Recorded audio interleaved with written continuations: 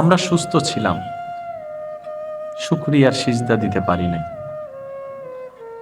আমরা ব্যবসায় লাভ করেছি, শুকরিয়ার সিজদা দিতে ভুলে গিয়েছি। আমরা সন্তান লাভ করেছি, আমরা শুকরিয়ার আওয়াজটুকু করতে ভুলে গিয়েছি। আমরা পরীক্ষায় পাশ করেছি, বন্ধুদের সাথে সেই পাশের শব্দটাকে শেয়ার করেছি, কিন্তু সবার কথা মনে রাখলেও, মেসেজ দেওয়ার কথা স্মরণ থাকলেও ওই রবের দরবারে যে একটা সিজদা দেওয়ার কথা ছিল ওইটা ভুলে গিয়েছি। আমি যখন স্বপ্ন পূরণ হলো, চাওয়া পূরণ হলো, ইচ্ছা পূরণ হলো, আনন্দটা চেহারা দিয়ে হাসির মাধ্যমে প্রকাশ করতে পেরেছি, সবাইকে বুকের সাথে জড়িয়ে ধরে আনন্দের ভাগাভাগি করতে পেরেছি, কিন্তু রবের দরবারে শুকরিয়া করাটা ভুলে গিয়েছি। সেই আমাদের জীবনে যখন আপনদের পক্ষ থেকে কষ্ট চলে আসে, ব্যবসায় যখন লস চলে আসে, শরীরে যখন কষ্টের অনুভব হয়, ভবিষ্যৎ যখন অন্ধকার মনে হয়, আপনরা যখন দুশমন হয়ে যায়, ঘরের মানুষ যখন ছুরি মারার জন্য প্রস্তুত হয়ে যায়, ঠিক ওই সমস্ত কষ্টগুলার যখন সামনে আসে, তখন রবের কথা বারবার মনে হয়, রবের কথা বারবার মনে হয়। তখন তাসবির কথা মনে হয়, তখন তাহাজ্জুদের কথা মনে হয়, তখন কোরআন তেলাওয়াতের কথা মনে হয়, তখন নফল রোজার কথা মনে হয়, তখন নফল ইবাদতের কথা মনে হয়, তখন রবের নামের জিকিরের কথা মনে হয়, তখন রবেরকে বারবার ডাকার কথা মনে হয়। এবার আশেক বলে, জীবনের যে পরিস্থিতিটা, জীবনের যে কষ্টটা তোমাকে তোমার রবের স্মরণের দিকে নিয়ে যাবে, মনে রেখো সেটা কষ্ট নয়, সেটা আযাব নয়, সেটা আল্লাহর পক্ষ থেকে তোমার জন্য একটা স্পেশাল নিয়ামত। সুবহান আল্লাহ পাক বলে, বান্দা এই পৃথিবীতে টিকে থাকার জন্য তোর জন্য তুই একাই যথেষ্ট। আমি আল্লাহ তোকে সেভাবে তৈরি করে পাঠিয়ে দিয়েছি। তুই ভিক্ষুক হবি শুধু আমি রবের দরবারে, তুই ভিক্ষুক হবি আমি রবের দরবারে। আমি তোকে কারো জন্য ভিক্ষুক হিসেবে বানাই নাই। কেন নিজের অস্তিত্বকে বিলীন করে অন্যের কাছে ভিক্ষুক হচ্ছিস? কারো কাছে ভিক্ষুক হইস না, আমি রবের কাছে ভিক্ষুক হয়ে থাক। যে আমি রবের দরবারে ভিক্ষুক হবে, আমার নবী মুস্তাফার দরবারে ভিক্ষুক হবে, সে অন্য জায়গায় বাদশাহী করতে পারবে। সুবহান। প্রত্যেকটা কিছু একটা সিস্টেম আছে। আমরা আসল দরবার ছেড়ে যখন এদিকে চলে আসছি দুনিয়ার মধ্যে, সেজন্য আমরা বাদশাহ হয়েও ভিক্ষুক হয়ে গেছি। দেখেন, দুনিয়াবি বাদশাহী করার জন্য একটা সিংহাসনের দরকার। একটু জোরে বলতে হবে, দুনিয়াবি বাদশাহী করার জন্য একটা সিংহাসনের দরকার, জনমনের ভোটের দরকার, রাজ্যের বাসিন্দাদের একটা মতামতের দরকার, তারপরে সৈন্যবাহিনীর দরকার, টাকার দরকার, রিয়ালের দরকার, ডলারের দরকার, তেলের দরকার। আবার এত কিছু থাকলে হবে না, দেশের মধ্যে একটা জায়গাও বড় থাকা দরকার, তারপরে বিভিন্ন দেশের সাথে সম্পর্ক থাকা দরকার। অনেক কোয়ালিটি মেনটেন করে, অনেক শর্ত পূরণ করে একটা বাদশা হয়। আর যারা আল্লাহর প্রিয় বান্দা হয়ে যায়, গাছতলায় বসেও বাদশাহী, মাথার উপর ছাদ নাই তারপরেও বাদশাহী, আর একটু জোরে, সুন্দর কোন দালান নাই তারপরেও বাদশাহী। এবার জগৎ জিজ্ঞেস করে, উনি তো রাজসিংহাসন পেয়ে লক্ষ মানুষ ওনার ভক্ত, ওনার কথা সবাই শুনে, কারণ ওনার সিংহাসন আছে। আপনি তো সিংহাসন ছাড়া বাদশাহী করতেছেন, ওনার জন্য লক্ষ মানুষ পাগল, আপনার জন্য কোটি মানুষ পাগল, ব্যাপারটা কি? এবার হাদিস ডাক দিয়ে বলে, আল্লাহ যখন পৃথিবীতে কোনো মানুষকে, কোনো বান্দাকে ভালোবাসে, জিব্রাইলকে ডেকে বলে, আল্লাহ, এ জিব্রাইল, আমি অমুককে ভালোবাসি, আমি আল্লাহ অমুককে ভালোবাসি, তুমিও আজকে থেকে তাকে ভালোবাসো। আল্লাহর নির্দেশটা শুনে জিব্রাইল ফেরেশতাদের মিটিং কার্যালয়ে এসে ঘোষণাটা শুনিয়ে দেয়, আল্লাহ ওনাকে ভালোবাসে, আমি জিব্রাইল তোমাদের সর্দার ওনাকে ভালোবাসি, সুতরাং তোমরাও আজকে থেকে ওনাকে ভালোবাসা শুরু করো, সম্মান করা শুরু করো। এবার সে বার্তাটুকু জমিনে ফেরেশতারা মানুষের অন্তরে পৌঁছায় দেয়।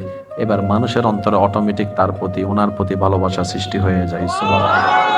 একটা কথা মনে রাখবেন, সব খারাপ খারাপের জন্য হয় না, কিছু খারাপের মধ্যে ভালো থাকে। সব নেগেটিভ হয় না, কিছু নেগেটিভে পজিটিভও থাকে। মায়ের খাওয়া বাহ্যিকভাবে খারাপ, এতগুলা ছাত্রের সামনে কানে ধরে দাঁড়ায় থাকা বাহ্যিকভাবে খারাপ, কিন্তু শিক্ষকের সেই মাইকটা না হলে আপনার আমার পড়ালেখা ভালো হতো না, ভালো রেজাল্ট আসতো, ভালো কলেজে চান্স পাওয়া যেত। ওই একটা মায়ের নেগেটিভ লাগলেও বাস্তবতায় সেটা পজিটিভ অনেকগুলা দিক ছিল। এবার বলেন, আল্লাহর শরণ আসাটা সুখের না দুঃখের? একটু সবাই মিলে বললে আমি খুশি হব। আল্লাহর শরণ আসাটা সুখের না দুঃখের? আল্লাহর শরণ আসাটা দুঃখের না কল্যাণ, দুঃখের নাকি শান্তির? আল্লাহর শরণ আসাটা লস নাকি লাভ? কারণ একটা বান্দার জীবনে এর চেয়ে বড় লাভ আর কিছু হতে পারে। এবার একটু খেয়াল করে দেখেন, আমরা সুস্থ ছিলাম, শুকরিয়ার সিজদা দিতে পারি নাই। আমরা ব্যবসায় লাভ করেছি, শুকরিয়ার সিজদা দিতে ভুলে গিয়েছি। আমরা সন্তান লাভ করেছি, আমরা শুকরিয়ার আওয়াজটুকু করতে ভুলে গিয়েছি। আমরা পরীক্ষায় পাশ করেছি, বন্ধুদের সাথে সেই পাশের শব্দটাকে শেয়ার করেছি, কিন্তু সবার কথা মনে রাখলেও, মেসেজ দেওয়ার কথা স্মরণ থাকলেও ওই রবের দরবারে যে একটা সিজদা দেওয়ার কথা ছিল ওইটা ভুলে গিয়েছি। আমি যখন স্বপ্ন পূরণ হলো, চাওয়া পূরণ হলো, ইচ্ছা পূরণ হলো, আনন্দটা চেহারা দিয়ে হাসির মাধ্যমে প্রকাশ করতে পেরেছি, সবাইকে বুকের সাথে জড়িয়ে ধরে আনন্দের ভাগাভাগি করতে পেরেছি, কিন্তু রবের দরবারে শুকরিয়া করাটা ভুলে গিয়েছি। সেই আমাদের জীবনে যখন আপনদের পক্ষ থেকে কষ্ট চলে আসে, ব্যবসায় যখন লস চলে আসে, শরীরে যখন কষ্টের অনুভব হয়, ভবিষ্যৎ যখন অন্ধকার মনে হয়, আপনরা যখন দুশমন হয়ে যায়, ঘরের মানুষ যখন ছুরি মারার জন্য প্রস্তুত হয়ে যায়, ঠিক ওই সমস্ত কষ্টগুলার যখন সামনে আসে, তখন রবের কথা বারবার মনে হয়, রবের কথা বারবার মনে হয়। তখন তাসবির কথা মনে হয়, তখন তাহাজ্জুদের কথা মনে হয়, তখন কোরআন তেলাওয়াতের কথা মনে হয়, তখন নফল রোজার কথা মনে হয়, তখন নফল ইবাদতের কথা মনে হয়, তখন রবের নামের জিকিরের কথা মনে হয়, তখন রবেরকে বারবার ডাকার কথা মনে হয়। এবার আশেক বলে, জীবনের যে পরিস্থিতিটা, জীবনের যে কষ্টটা তোমাকে তোমার রবের স্মরণের দিকে নিয়ে যাবে, মনে রেখো সেটা কষ্ট নয়, সেটা আযাব নয়, সেটা আল্লাহর পক্ষ থেকে তোমার জন্য একটা স্পেশাল নিয়ামত। সুবহান আল্লাহ আমাদেরকে নিয়ামতের কদর করার তৌফিক দান করুন। কি বলেছিলাম? সব কষ্ট কষ্ট নয়, কিছু কষ্ট নিয়ামত। আল্লাহর একজন নবী হযরত আইয়ুব আলাইহিস সালাম এমন এমন এমন পরীক্ষার সম্মুখীন হয়েছেন, আপনি আমি আমরা হলে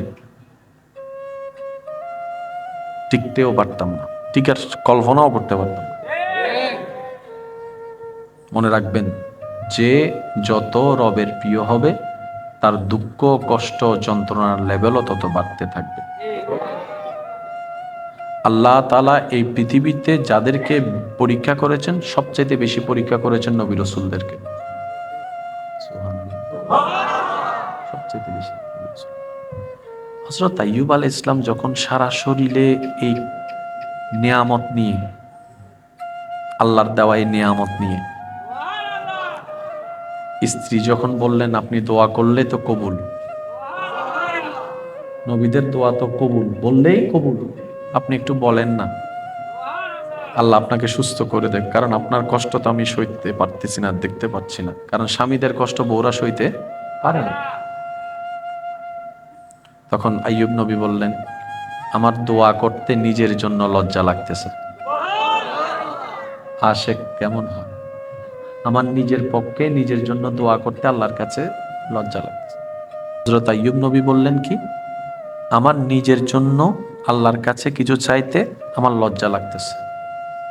তোমার কিছু দরকার হলে বলো, আমি তোমার পক্ষ হয়ে আমার রবের কাছে সুপারিশ করব। আশেপাশের কারো যদি কোনো দরখাস্ত থাকে আমাকে বলতে বলো, আমি তার পক্ষ হয়ে রবের কাছে ভিক্ষার হাত পাতবো। আমার দুশমনের যদি কিছু চাওয়ার থাকে আমাকে এসে বলতে বলো, আমি রবের কাছে বলবো। আমি আমার জন্য বলবো, আমার লজ্জা লাগতেছে। আপনার জন্য আপনি চাইবেন, লজ্জা কিসের? বলে যে যিনি বছরের পর বছর সুস্থতা দিয়েছেন, সুবহানাল্লাহ। আশিক প্রেমিক কেমন হয় দেখেন। আইয়ুব আলাইহিস সালাম বলছেন, অন্যের জন্য দোয়া করতে রাজি, নিজের জন্য লজ্জা লাগছে। কেন? যিনি আমাকে এতদিন বছরের পর বছর সুস্থ রেখেছেন, এই কয়েকটা বছর একটু অসুস্থতার নিয়ামত দিছে, আমি যদি এখন নিজের জন্য দোয়া করি, আল্লাহ যদি বলে এতদিন সুস্থতা দিছি, তখন তো কিছু বলো নাই। আমার আল্লাহ আমাকে যা দিয়ে খুশি, আমিও সেটা পেয়ে খুশি। আমাদের জীবনের সবচেয়ে অন্যতম ভুলের মধ্যে একটা ভুল কি জানেন? আমরা স্ব ইচ্ছায় সব জ্ঞানে নিজের সুখের চাবিটা অন্যের হাতে তুলে দিছি, যার কারণে ভিক্ষুকের মতো এখন তাকাই থাকতে হয়। ওই ভালোবাসার মানুষ, প্রিয় মানুষটা দিলে পায়, নাইলে পায় না। একটু জোরে বলতে হবে। আমাদের নিজস্ব একটা রাজ্য আমরা তৈরি করতে ভুলে গিয়েছি, যার কারণে ওই ভিক্ষুকের মতো তাকাই থাকতে হয়, স্ত্রী হয়ে স্বামীর দিকে, স্বামী হয়ে স্ত্রীর দিকে। স্বামী বললে মনটা খুশি হবে, একটু ভালো কথা, স্ত্রী বললে মনটা খুশি হবে। মনে রাখবেন, আসছি একা, যাবো একা। আল্লাহ আমাদেরকে পাঠাইছো একা, নিয়ে যাচ্ছ একা। আল্লাহ পাক বলে, বান্দা, এই পৃথিবীতে টিকে থাকার জন্য তোর জন্য তুই একাই যথেষ্ট। আমি আল্লাহ তোকে সেভাবে তৈরি করে পাঠিয়ে দিয়েছি। তুই ভিক্ষুক হবি শুধু আমি রবের দরবারে, তুই ভিক্ষুক হবি আমি রবের দরবারে। আমি তোকে কারো জন্য ভিক্ষুক হিসেবে বানাই নাই। কেন নিজের অস্তিত্বকে বিলীন করে অন্যের কাছে ভিক্ষুক হচ্ছিস? কারো কাছে ভিক্ষুক হইস না, আমি রবের কাছে ভিক্ষুক হয়ে থাক। যে আমি রবের দরবারে ভিক্ষুক হবে, আমার নবী মুস্তাফার দরবারে ভিক্ষুক হবে, সে অন্য জায়গায় বাদশাহী করতে পারবে। সুবহানাল্লাহ। প্রত্যেকটা কিছু একটা সিস্টেম আছে। আমরা আসল দরবার ছেড়ে যখন এদিকে চলে আসছি দুনিয়ার মধ্যে, সেজন্য আমরা বাদশাহ হয়েও ভিক্ষুক হয়ে গেছি। দেখেন, দুনিয়াবি বাদশাহী করার জন্য একটা সিংহাসনের দরকার। একটু জোরে বলতে হবে। দুনিয়াবি বাদশাহী করার জন্য একটা সিংহাসনের দরকার, জনমনের ভোটের দরকার, রাজ্যের বাসিন্দাদের একটা মতামতের দরকার, তারপরে সৈন্যবাহিনীর দরকার, টাকার দরকার, রিয়ালের দরকার, ডলারের দরকার, তেলের দরকার।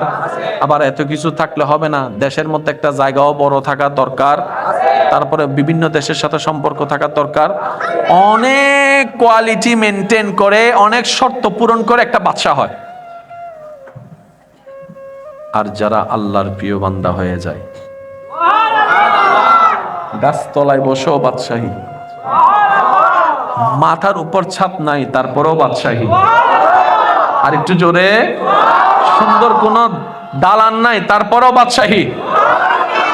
এবার জগৎ জিজ্ঞেস করে, উনি তো রাজসিংহাসন পেয়ে লক্ষ মানুষ ওনার ভক্ত, ওনার কথা সবাই শুনে, কারণ ওনার সিংহাসন আছে।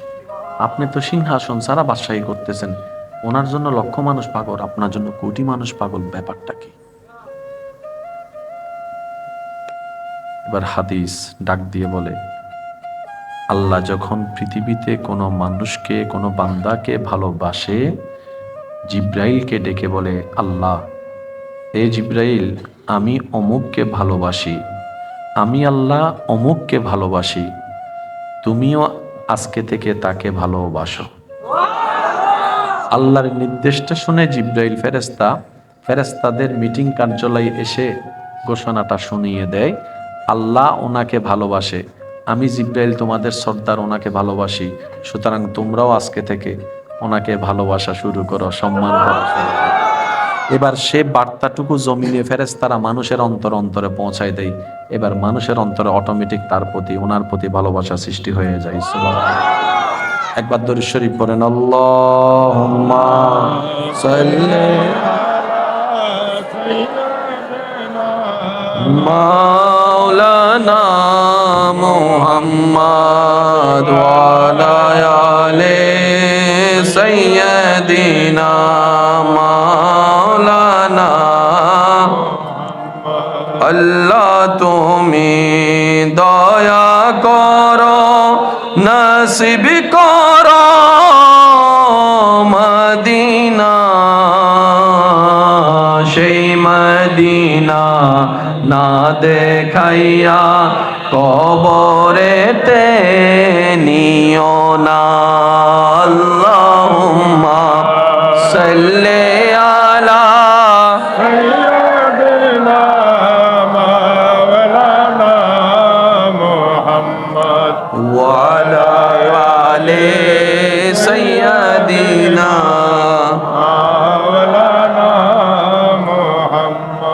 সবাই একবার মন থেকে বলি আলহামদুলিল্লাহ। এখানে একটা কথা মনে রাখবেন, সব খারাপ খারাপের জন্য হয় না, কিছু খারাপের মধ্যে ভালোও থাকে। সব নেগেটিভ নেগেটিভ হয় না, কিছু নেগেটিভে পজিটিভও থাকে। মায়ের খাওয়া বাহ্যিকভাবে খারাপ, এতগুলা ছাত্রের সামনে কানে ধরে দাঁড়ায় থাকা বাহ্যিকভাবে খারাপ, কিন্তু শিক্ষকের সে মাইকটা না হলে আপনার আমার পড়ালেখা ভালো হতো না, ভালো রেজাল্ট আসতো, ভালো কলেজে চান্স পাওয়া যেত।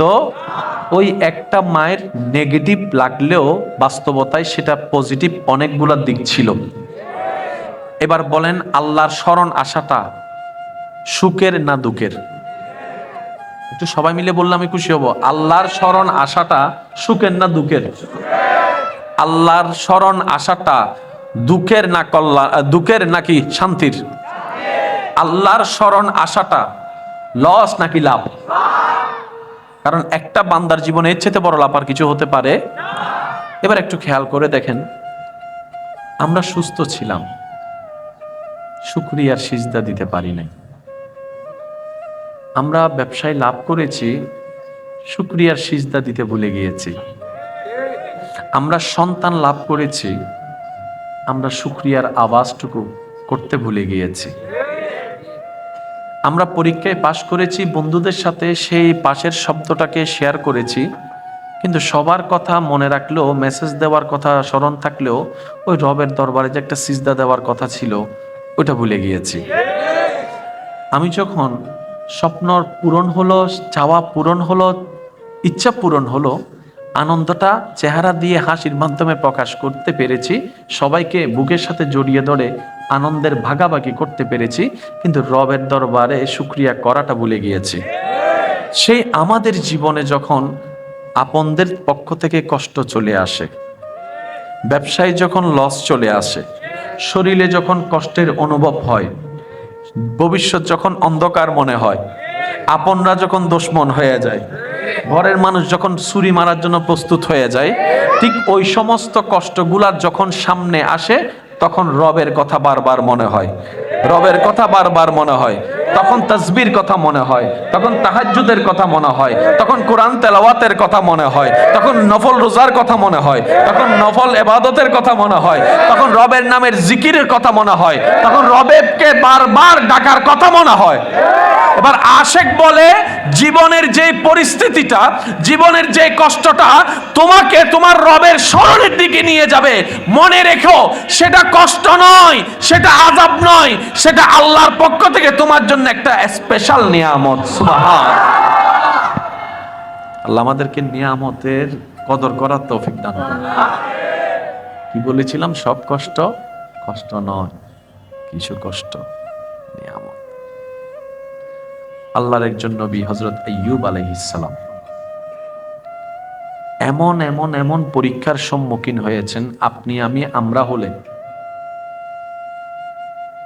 টিকতেও পারতাম না, টিকার কল্পনাও করতে পারতাম না। মনে রাখবেন, যে যত রবের প্রিয় হবে তার দুঃখ কষ্ট যন্ত্রণার লেভেলও তত বাড়তে থাকবে। আল্লাহ তাআলা এই পৃথিবীতে যাদেরকে পরীক্ষা করেছেন, সবচেয়ে বেশি পরীক্ষা করেছেন নবী রাসূলদেরকে।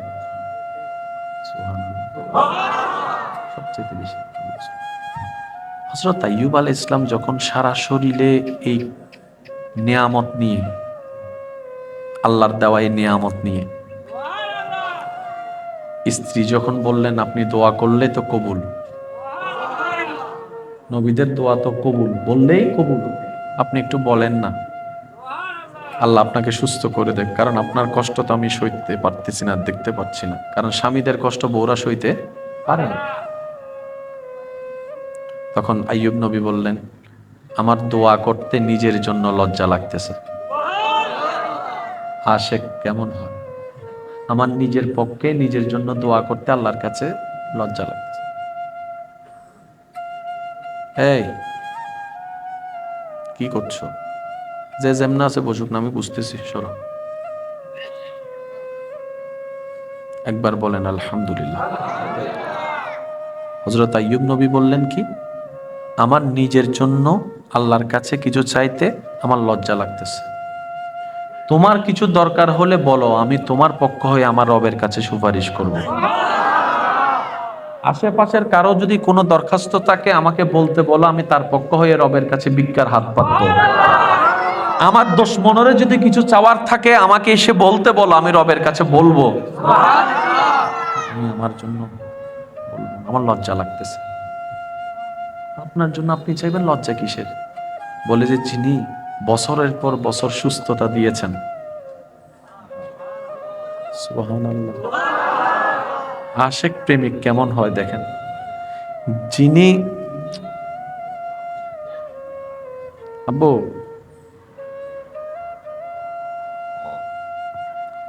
আপনি এদিকে আসেন, বুঝছি ওনারা কিল্লা হতা হইতে লাগবে, নিবেল আর নদীতে লাগবেন তাহলে বুঝছি আই। আপনি ওদিকে যান, ওদিকে ওদিকে। তো তুই দিকে বই দেখতে, তুই ইন্দি চলিও না। এই ভাই এখন দেবে তার মারতো না, বুঝছি আই। আরেকটু এদিকে আসুন। হ্যাঁ হ্যাঁ, একবার বলেন মারহাবা। হযরত আইয়ুব আলাইহিস সালাম বলছেন, অন্যের জন্য দোয়া করতে রাজি, নিজের জন্য লজ্জা লাগছে। কেন? যিনি আমাকে এতদিন বছরের পর বছর সুস্থ রেখেছেন, এই কয়েকটা বছর একটু অসুস্থতার নিয়ামত দিছে, আমি যদি এখন নিজের জন্য দোয়া করি, আল্লাহ যদি বলে এতদিন সুস্থতা দিছি, তখন তো কিছু বলো নাই। আমার আল্লাহ আমাকে যা দিয়ে খুশি, আমিও সেটা পেয়ে খুশি। আমাদের জীবনের সবচেয়ে অন্যতম ভুলের মধ্যে একটা ভুল কি জানেন? আমরা স্ব ইচ্ছায় সজ্ঞানে নিজের সুখের চাবিটা অন্যের হাতে তুলে দিছি, যার কারণে ভিক্ষুকের মতো এখন তাকাই থাকতে হয়। ওই ভালোবাসার মানুষ, প্রিয় মানুষটা দিলে পায়, নাইলে পায় না। একটু জোরে বলতে হবে। আমাদের নিজস্ব একটা রাজ্য আমরা তৈরি করতে ভুলে গিয়েছি, যার কারণে ওই ভিক্ষুকের মতো তাকাই থাকতে হয়, স্ত্রী হয়ে স্বামীর দিকে, স্বামী হয়ে স্ত্রীর দিকে। স্বামী বললে মনটা খুশি হবে, একটু ভালো কথা, স্ত্রী বললে মনটা খুশি হবে। মনে রাখবেন, আসছি একা, যাবো একা। আল্লাহ আমাদেরকে পাঠাইছো একা, নিয়ে যাচ্ছ একা। আল্লাহ পাক বলে, বান্দা এই পৃথিবীতে টিকে থাকার জন্য তোর জন্য তুই একাই যথেষ্ট। আমি আল্লাহ তোকে সেভাবে তৈরি করে পাঠিয়ে দিয়েছি। তুই ভিক্ষুক হবি শুধু আমি রবের দরবারে, তুই ভিক্ষুক হবি আমি রবের দরবারে। আমি তোকে কারো জন্য ভিক্ষুক হিসেবে বানাই নাই। কেন নিজের অস্তিত্বকে বিলন করে অন্যের কাছে ভিক্ষুক হচ্ছিস? কারো কাছে ভিক্ষুক হইস না, আমি রবের কাছে ভিক্ষুক হয়ে থাক। যে আমি রবের দরবারে ভিক্ষুক হবে, আমার নবী মুস্তাফার দরবারে ভিক্ষুক হবে, সে অন্য জায়গায় বাদশাহী করতে পারবে। সুবহানাল্লাহ। প্রত্যেকটা কিছু একটা সিস্টেম আছে। আমরা আসল দরবার ছেড়ে যখন এদিকে চলে আসছি দুনিয়ার মধ্যে, সেজন্য আমরা বাদশাহ হয়েও ভিক্ষুক হয়ে গেছি। দেখেন, দুনিয়াবি বাদশাহী করার জন্য একটা সিংহাসনের দরকার। একটু জোরে বলতে হবে। দুনিয়াবি বাদশাহী করার জন্য একটা সিংহাসনের দরকার, জনমনের ভোটের দরকার, রাজ্যের বাসিন্দাদের একটা মতামতের দরকার, তারপরে সৈন্যবাহিনীর দরকার, টাকার দরকার, রিয়ালের দরকার, ডলারের দরকার, তেলের দরকার। আবার এত কিছু থাকলে হবে না, দেশের মধ্যে একটা জায়গাও বড় থাকা দরকার, তারপরে বিভিন্ন দেশের সাথে সম্পর্ক থাকা দরকার। অনেক কোয়ালিটি মেনটেন করে, অনেক শর্ত পূরণ করে একটা বাদশা হয়। আর যারা আল্লাহর প্রিয় বান্দা হয়ে যায়, গাছতলায় বসেও বাদশাহী, মাথার উপর ছাদ নাই তারপরেও বাদশাহী, আর একটু জোরে, সুন্দর কোন দালান নাই তারপরেও বাদশাহী। এবার জগৎ জিজ্ঞেস করে, উনি তো রাজসিংহাসন পেয়ে লক্ষ মানুষ ওনার ভক্ত, ওনার কথা সবাই শুনে, কারণ ওনার সিংহাসন আছে। আপনি তো সিংহাসন ছাড়া বাদশাহী করতেছেন, ওনার জন্য লক্ষ মানুষ পাগল, আপনার জন্য কোটি মানুষ পাগল, ব্যাপারটা কি? এবার হাদিস ডাক দিয়ে বলে, আল্লাহ যখন পৃথিবীতে কোনো মানুষকে, কোনো বান্দাকে ভালোবাসে, জিব্রাইলকে ডেকে বলে, আল্লাহ, এ জিব্রাইল, আমি অমুককে ভালোবাসি, আমি আল্লাহ অমুককে ভালোবাসি, তুমিও আজকে থেকে তাকে ভালোবাসো। আল্লাহর নির্দেশটা শুনে জিব্রাইল ফেরেশতাদের মিটিং কার্যালয়ে এসে ঘোষণাটা শুনিয়ে দেয়, আল্লাহ ওনাকে ভালোবাসে, আমি জিব্রাইল তোমাদের সর্দার ওনাকে ভালোবাসি, সুতরাং তোমরাও আজকে থেকে ওনাকে ভালোবাসা শুরু করো, সম্মান করা শুরু করো। এবার সে বার্তাটুকু জমিনে ফেরেশতারা মানুষের অন্তর অন্তরে পৌঁছায় দেয়। এবার মানুষের অন্তরে অটোমেটিক তার প্রতি, ওনার প্রতি ভালোবাসা সৃষ্টি হয়ে যায়। সুবহানাল্লাহ। একবার দরুদ শরীফ পড়েন, আল্লাহুম্মা সাল্লি মাওলানা মুহাম্মদ ওয়া আলা আলি সাইয়্যিদিনা মাওলানা। আল্লাহ তুমি দয়া করো, নসিব করো মদিনা,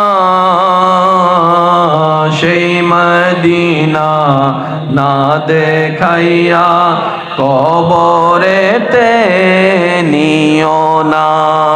আল্লাহুম্মা সাল্লি আলা সাইয়্যিদিনা মাওলানা মুহাম্মদ ওয়া আলা আলি সাইয়্যিদিনা মাওলানা মুহাম্মদ। সবাই একবার মন থেকে বলি আলহামদুলিল্লাহ।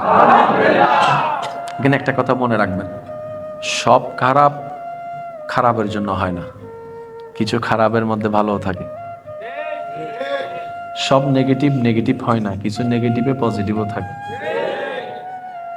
মায়ের খাওয়া বাহ্যিকভাবে খারাপ, এতগুলা ছাত্রের সামনে কানে ধরে দাঁড়ায় থাকা বাহ্যিকভাবে খারাপ, কিন্তু শিক্ষকের সে মাইকটা না হলে আপনার আমার পড়ালেখা ভালো হতো না, ভালো রেজাল্ট আসতো, ভালো কলেজে চান্স পাওয়া যেত।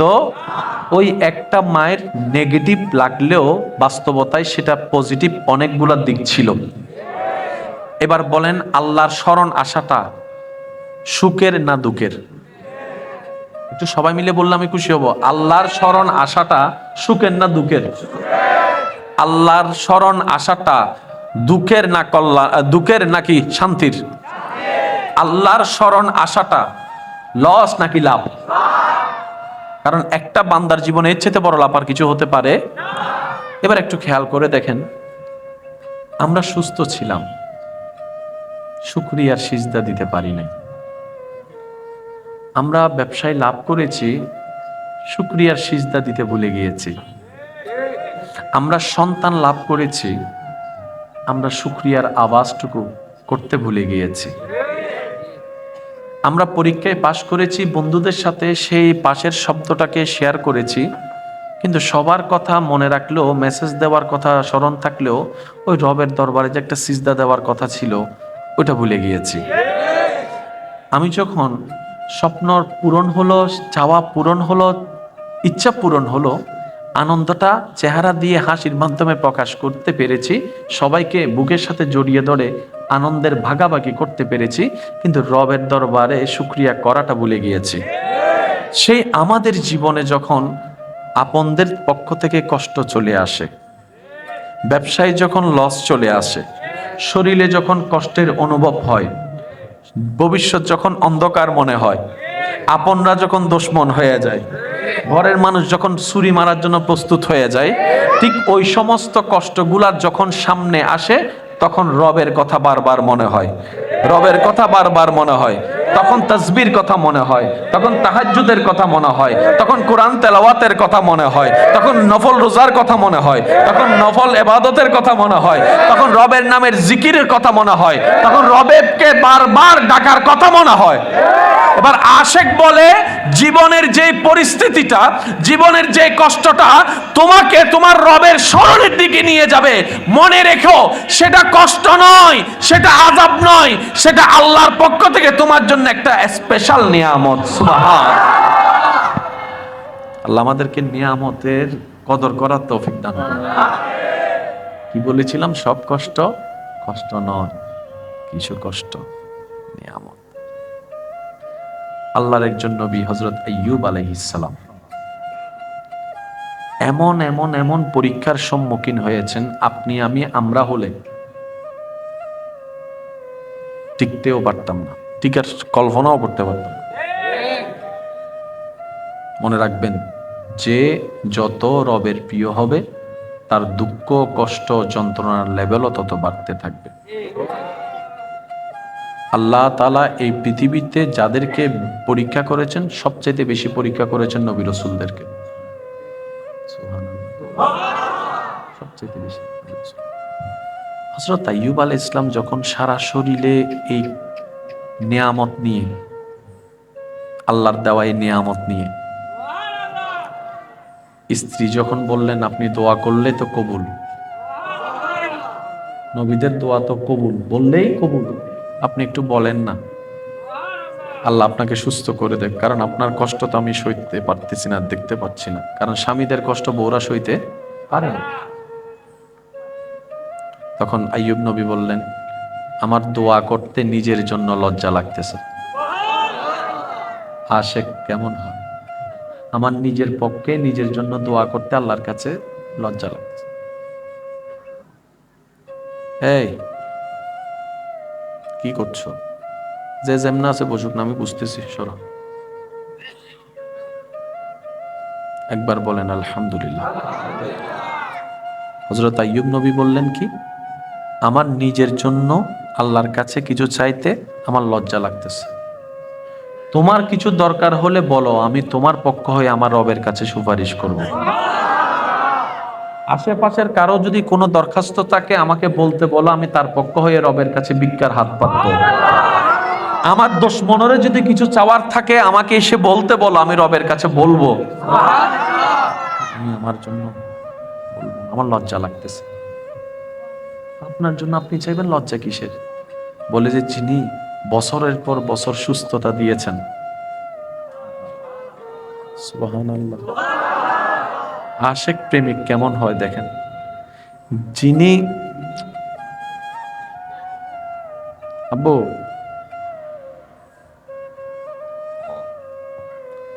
আপনি এদিকে আসেন, বুঝছি ওনারা কিল্লা হতা হইতে লাগবে, নিবেল আর নদীতে লাগবেন তাহলে বুঝছি আই। আপনি ওদিকে যান, ওদিকে ওদিকে। তো তুই দিকে বই দেখতে, তুই ইন্দি চলিও না। এই ভাই এখন দেবে তার মারতো না, বুঝছি আই। আরেকটু এদিকে আসুন। হ্যাঁ হ্যাঁ, একবার বলেন মারহাবা। হযরত আইয়ুব আলাইহিস সালাম বলছেন, অন্যের জন্য দোয়া করতে রাজি, নিজের জন্য লজ্জা লাগছে। কেন? যিনি আমাকে এতদিন বছরের পর বছর সুস্থ রেখেছেন, এই কয়েকটা বছর একটু অসুস্থতার নিয়ামত দিছে, আমি যদি এখন নিজের জন্য দোয়া করি, আল্লাহ যদি বলে এতদিন সুস্থতা দিছি, তখন তো কিছু বলো নাই। আমার আল্লাহ আমাকে যা দিয়ে খুশি, আমিও সেটা পেয়ে খুশি।